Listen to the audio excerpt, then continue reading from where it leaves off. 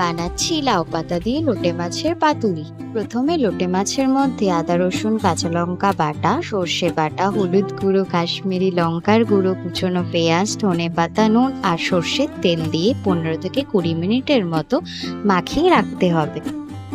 তারপর লাউ পাতার মধ্যে সামান্য তেল লাগিয়ে মাখিয়ে রাখা লোটে মাছটা দিয়ে হাতের সাহায্যে এভাবে মুড়ে নেব।